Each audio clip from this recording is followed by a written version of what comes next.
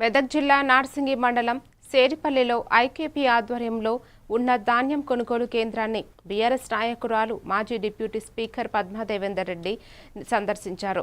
ఈ సందర్భంగా కాంగ్రెస్ ప్రభుత్వం ధాన్యం కొనుగోలులో విఫలమైన రైతులను ఇబ్బందులకు గురి చేస్తోందని ఆమె ఆరోపించారు. హామీలు అమలు చేయకపోవడం, రైతు బీమా నిలిపివేయడం వల్ల రైతులు నష్టపోతున్నారని విమర్శించారు. 3 రోజుల్లో కొనుగోళ్లు పూర్తి చేయాలని, లేకపోతే భారీ ఆందోళనలు చేస్తామని హెచ్చరించారు.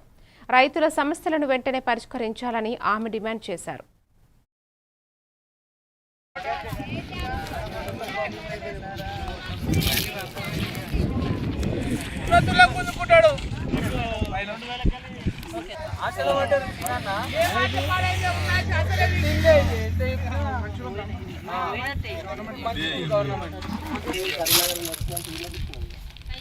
కొంచెం డిఫరెన్స్ టైప్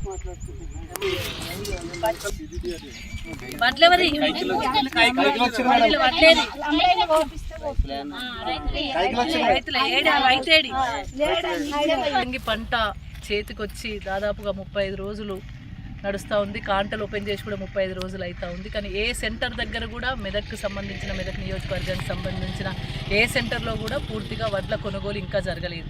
35 రోజులని రైతు వడ్లను తీసుకొచ్చి సెంటర్ దగ్గర పోసి పడిగాపులు కాస్తూ ఉన్నారు. కొంతమంది హార్ట్ స్ట్రోక్ వచ్చి చనిపోతూ ఉన్నారు, కొంతమంది భయభ్రాంతులకు గురై చనిపోతూ ఉన్నారు. కొంటరో అనుమానం కొద్ది ఇబ్బంది పడుతూ ఉన్నారు రైతులు. అయినప్పటికీ కూడా మరి ఇక్కడ షేర్పల్లి గ్రామంలో ఉన్నాము ఈరోజు. ఇంకా ఇంత పంట సెంటర్ దగ్గరనే ఉంది.